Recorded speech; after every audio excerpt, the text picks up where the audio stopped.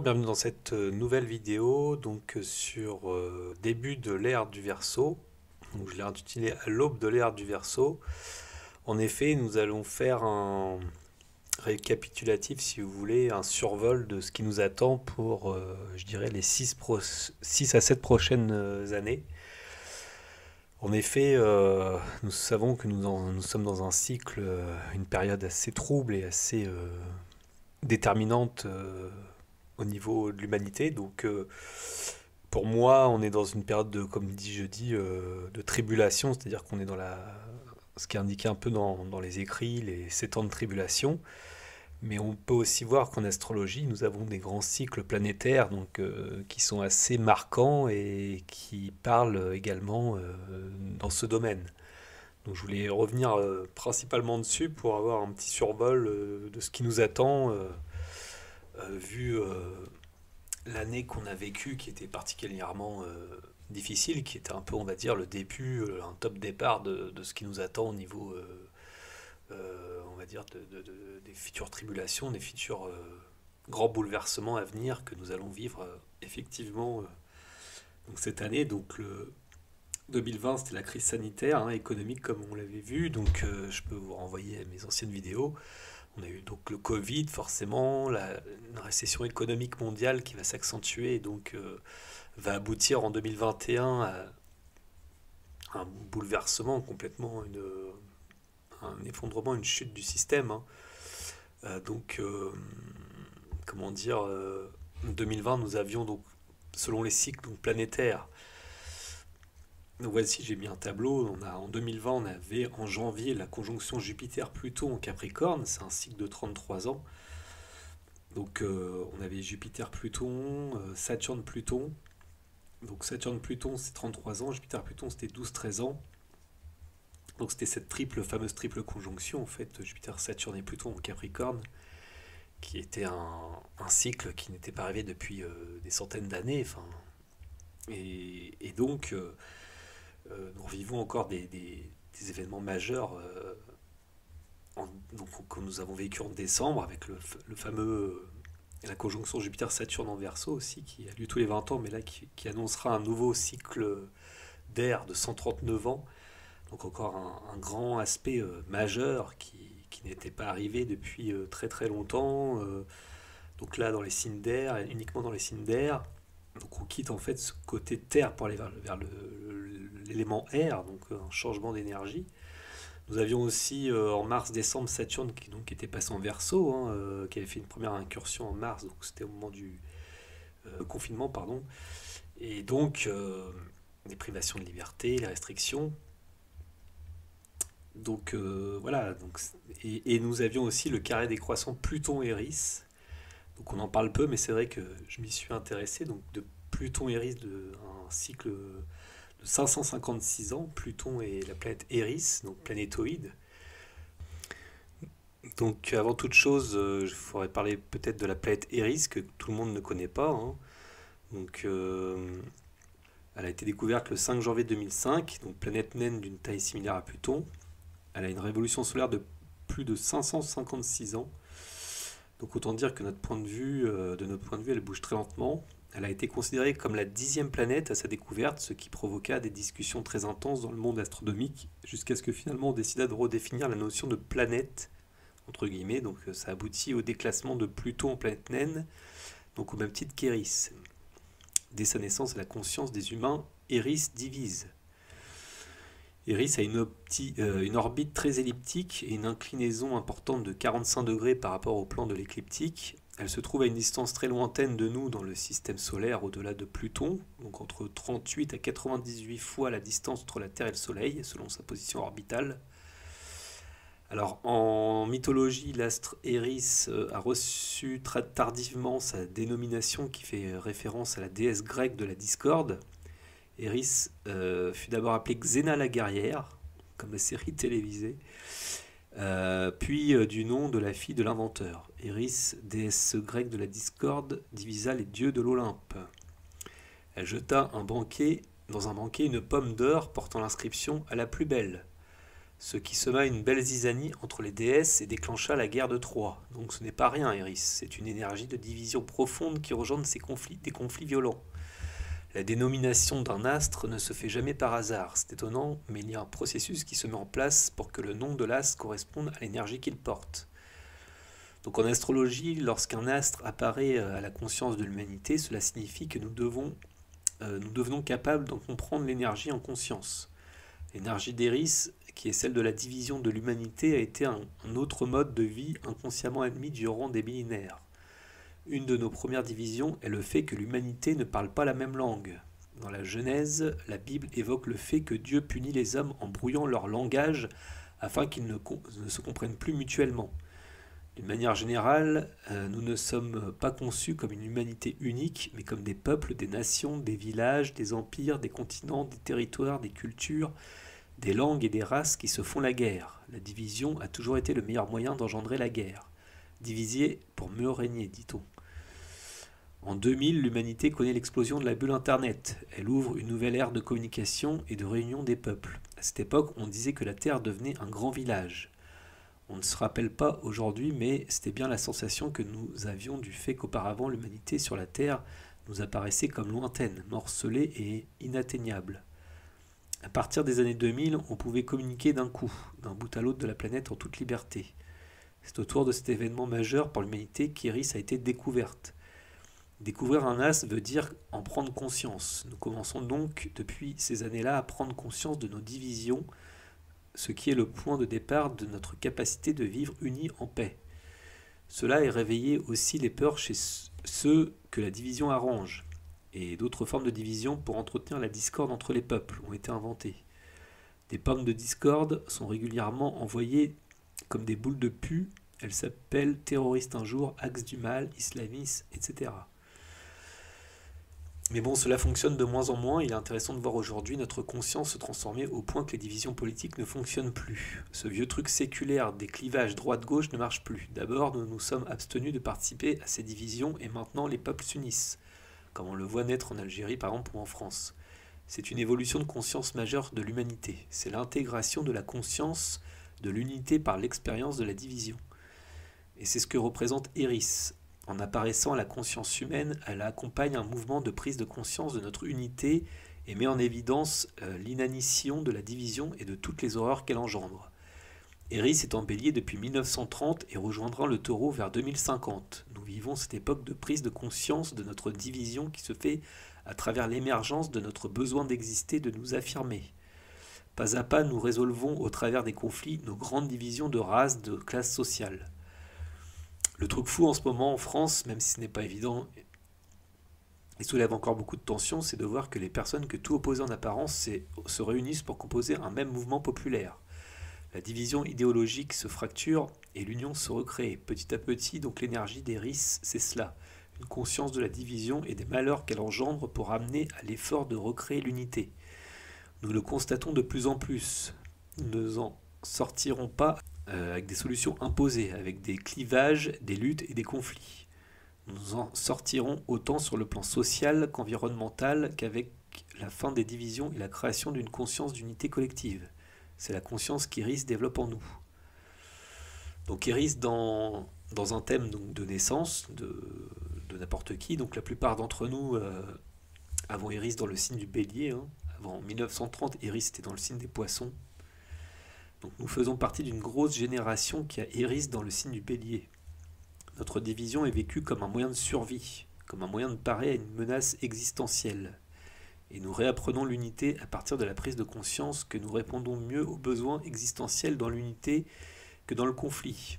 Nous sommes aujourd'hui dans les 30 dernières années de ce processus et les divisions majeures commencent à se résoudre. Il y a encore du chemin. Donc, dans le thème de naissance, on peut regarder dans quelle maison se trouve Eris pour étudier en nous-mêmes le secteur de notre vie où nous avons une tendance à la division et une nécessité de retrouver une unité avec la communauté humaine.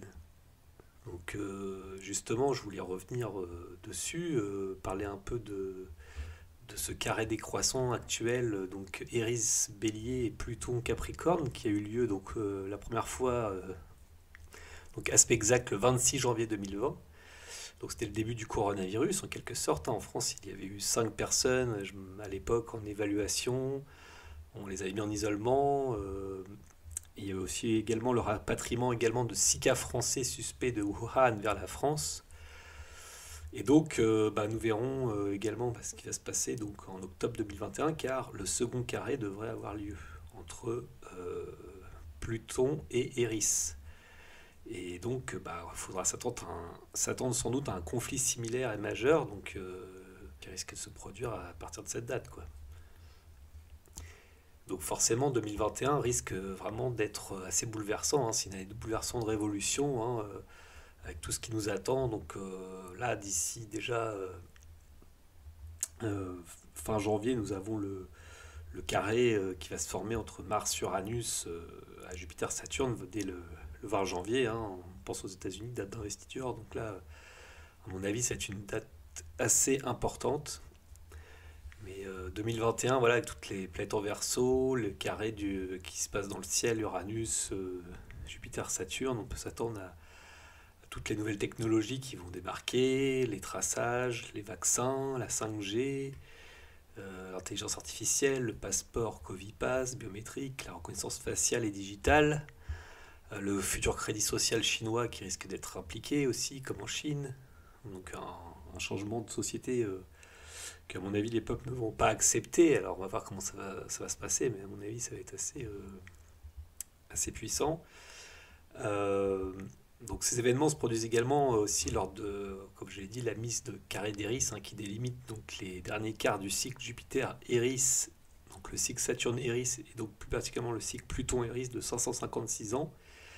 Donc ça a commencé en 1756, donc pour la dernière conjonction si on veut, Pluton conjoint Eris. Et cela correspondait à la guerre de 7 ans qui opposa la France alliée à l'Autriche et à la Grande-Bretagne, qui était alliée à la Prusse. Donc de nombreux autres pays européens participèrent aussi cependant à cette guerre, donc notamment l'Empire russe aux côtés de l'Autriche et du Royaume d'Espagne aux côtés de la France. La guerre s'est déroulée de 1756 à 1763 et c'était un conflit majeur de l'histoire européenne, le premier qui puisse être qualifié de guerre mondiale. Elle concerne en effet des grandes puissances européennes de cette époque regroupées en deux systèmes d'alliances et a lieu sur des théâtres d'opérations situés sur plusieurs continents, notamment en Europe, en Amérique du Nord et en Inde. Donc en astrologie, pour ce carré donc géocentrique de Pluton avec Eris, elle va se produire, donc, comme j'ai dit, de janvier 2020 à octobre 2021. C'est pour ça, octobre 2021, date à retenir. Donc, comme je l'ai dit avant, donc carré, en 2021, janvier, il y a le carré décroissant Jupiter-Uranus de 14 ans. Février, carré décroissant Saturne-Uranus de 45 ans, donc la durée du cycle. Octobre, carré décroissant Pluton-Eris, 556 ans. Ensuite, en 2022, là, nous aurons la conjonction Jupiter-Neptune en Poisson, donc un cycle de 12 ans. Et en mai, en décembre, on a Jupiter qui passera en Bélier, cycle de 12 ans également. Donc avril 2022, donc conjonction Jupiter-Neptune en Poisson, 12 ans. Donc ça correspond, si vous voulez, au cycle de la France, car elle est marquée par ce cycle Jupiter-Neptune, donc ça annoncera sans doute la fin de la Ve République et le début d'une crise sociale et économique sans précédent, donc qui peut aboutir à des révolutions et des guerres civiles. Donc je vous renvoie à ma vidéo sur les prévisions astrologiques en 2021, notamment pour la France. Donc je parle un peu de 2022 avec ce cycle Jupiter-Neptune, mais voilà, ce sera surtout à cette date-là que Jupiter et Neptune, enfin cette année-là que Jupiter-Neptune va se former. Il peut y avoir aussi la réforme des retraites, du chômage avec la possible mise en place du revenu universel à ce moment-là et éventuellement des risques de pénurie et de famine aussi. Alors nous avons aussi en 2022 aux États-Unis le retour de Pluton, donc, qui aura lieu cette année en 2022, donc c'est assez énorme car c'est un cycle de 248 ans. Pluton a le sens du destin, c'est le retour du Seigneur du monde souterrain, qui parle aussi du retour de ce qui était réprimé, caché ou rejeté. Donc il y aura 3 occurrences exactes tout au long de 2022, et la dernière et définitive du cycle de Pluton verra la planète de la mort et de la régénération confrontée à la lune noire Lilith dans le Cancer, en face. Donc une opposition. Le karma est une grâce et frappe à la maison. Une garce, pardon. Ce retour de Pluton a déjà commencé son influence dès début 2020 avec la récession et la crise économique mondiale du coronavirus.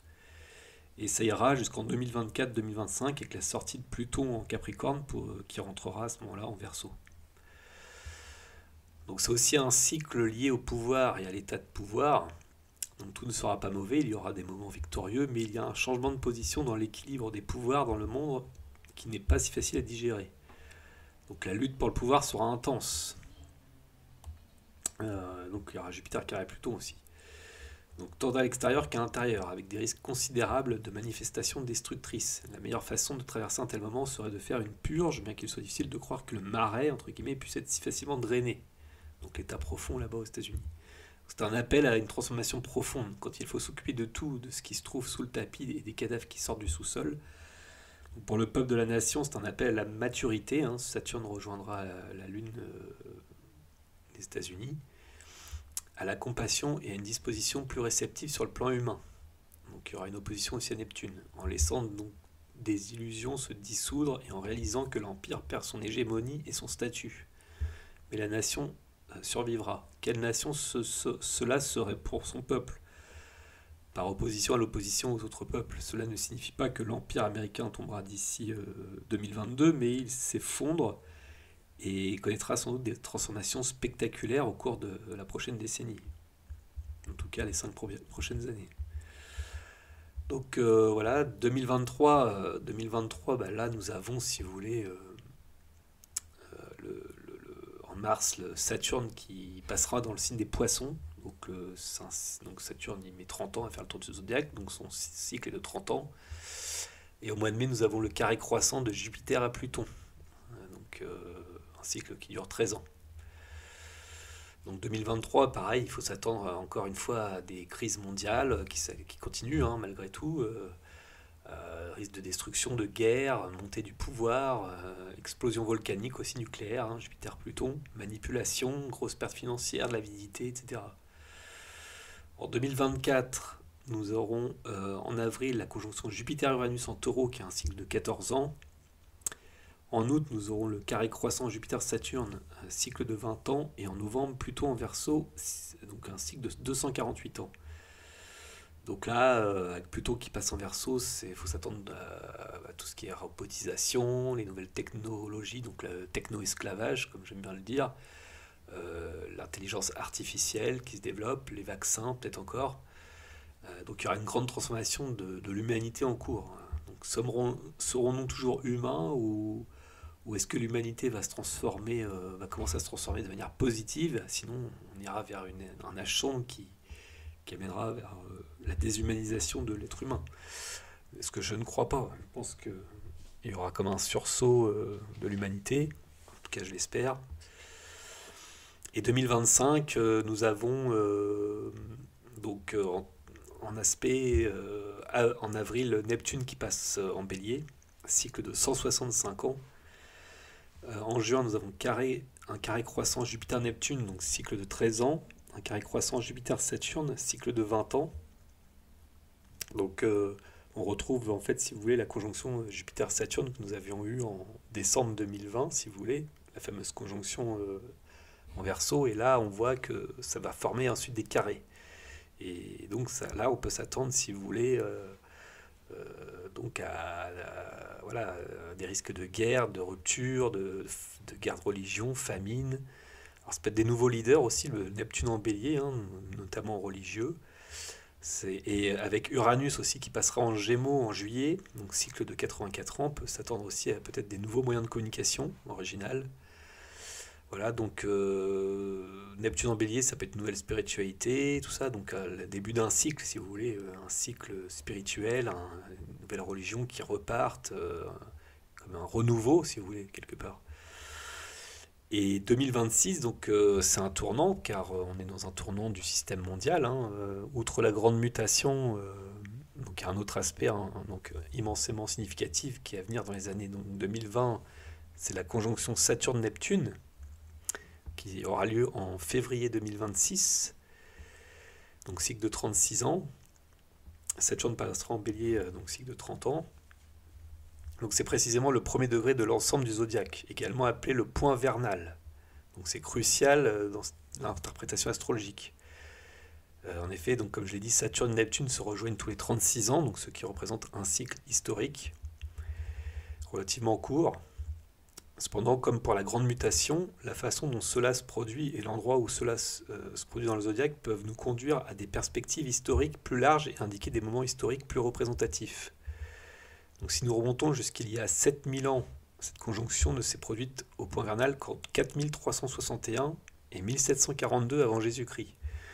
Donc si nous regardons 3000 ans en avant, le point le plus proche du point vernal est le 3 degrés du bélier en 3172. Donc c'est assez rare. Cette conjonction au premier degré du zodiaque à 0 degré du bélier, le tout début, n'est donc pas une si petite affaire. En effet, Neptune imprègne et conçoit. Saturne fait référence à la structure concrète de la réalité. Et 0 degré du bélier signifie nouveau, naissant. Saturne-Neptune sur le 0 degré du bélier signifie une nouvelle conception de la réalité. Certains aspects entre Saturne et Neptune par observation historique sont associés au socialisme et au communisme. Ces mouvements sur Terre coïncident avec les contacts transitant entre ces deux planètes dans le ciel. Cela a déjà été prouvé historiquement dans l'astrologie mondaine. De plus, cela nous renseigne pas seulement sur le passé, car il est en fait sur le point de commencer, s'améliorant et progressant, se reconfigurant dans des formes encore nouvelles de socialisme. Pendant la crise structurelle qui caractérise la période finale d'un système mondial, une bifurcation du système peut faire basculer dans l'une ou l'autre direction, ou dans plusieurs systèmes. On est en plein milieu de la crise structurelle du capitalisme qui dure environ 60 à 80 ans. Donc je dirais qu'en ce moment nous avons dépassé le point médian. Cela pourrait dans un premier temps aller vers des systèmes multiples dans deux directions. D'une part, la fraîcheur des vents de l'Est inspirant le socialisme et la multipolarité à travers l'initiative Ceinture et l'intégration de l'Eurasie et de ses partenaires. D'autre part, le tourbillon de l'Empire qui s'effondre et de ses alliés occidentaux en tant que cyborg Terminator commandés par une poignée de pervers qui sont tellement sans vie qu'ils ne peuvent concevoir le droit d'exister des autres. Lorsque j'ai entendu parler pour la première fois en juin 2020, j'étais étonné de voir comment ils ont fixé la grande réinitialisation, le grand reset, donc à janvier 2021. Donc janvier ou peut-être plus tard, mais voilà, au départ c'était cette date. Donc c'est si près de la grande mutation, la grande conjonction de fin décembre 2020, Jupiter-Saturne en Verseau. Donc je doute qu'il s'agit d'une simple coïncidence ou d'une synchronicité. Donc la banque JP Morgan est connue pour avoir affirmé que les millionnaires n'ont pas besoin d'astrologues, mais les milliardaires oui.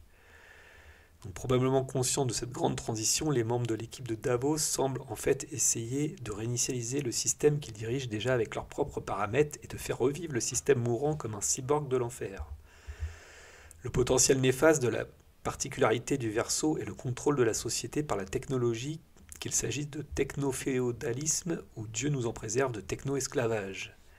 Du côté lumineux de la force, le Verseau concerne un projet social visant à maintenir la vie et à répondre aux besoins des gens. Ces deux dimensions ou systèmes pourraient coexister sur Terre pendant un certain temps. Les puissances occidentales, pour ne pas mentionner les maîtres de l'univers, comme tirent leurs ficelles, semblent avoir un certain long chemin à parcourir avant d'atteindre un état de coopération réelle et respectueuse. Peut-être que les civilisations plus anciennes que l'on trouve en Orient ont une racine plus profonde et plus cohérente dans laquelle puiser la sagesse et la maturité nécessaires en ces temps difficiles pour l'humanité. On se souvient souvent de la nourriture et des biens échangés le long de la route. Les routes de la soie impliquaient autrefois et impliquent aujourd'hui l'échange d'idées. Il est intéressant d'observer la forte bordure du Verseau activée dans les progressions astrologiques de la Chine lorsque l'initiative Ceinture et Route a été proposée pour la première fois par Xi Jinping à Astana en 2013 et comment elle s'est connectée au degré de la grande mutation, l'ascendant progressif de la conjonction de Vénus et Jupiter à 1 degré du Verseau. Lorsque quelques années auparavant Vladimir Poutine avait fait son discours historique à Munich, proposant l'intégration eurasiatique en février 2007, il y avait un aspect Saturne-Neptune en opposition. Lors de la 70e Assemblée des Nations Unies, Poutine et Xi Jinping ont tous deux prononcé des discours longs, forts et synchronisés, affirmant la multipolarité du monde en 2015. Il y avait également un aspect Saturne-Neptune en carré. Donc le prochain aspect Saturne-Neptune sera la conjonction en février 2026, inaugurant un tout nouveau cycle et nous pouvons nous attendre à ce qu'il soit lié à ces mouvements précédents, en gardant à l'esprit que ce cycle pointe vers la multipolarité et les nouvelles formes de socialisme. Voilà, donc ensuite en 2026, donc, nous avons en même temps une harmonisation qui se fait de toutes les planètes lentes, hein, de Jupiter à Pluton. Donc c'est assez prometteur pour l'avenir et c'est ce qui nous permet de garder, si vous voulez, un certain espoir pour le futur. Donc voilà ce que je peux dire pour ce petit survol, on va dire, de ce qui nous attend pour les 7 prochaines années, en espérant que ça se passe pas trop difficilement. Donc, je vous remercie d'avoir écouté cette vidéo. Si vous l'avez aimée, vous pouvez liker, partager et vous abonner si ce n'est pas déjà fait.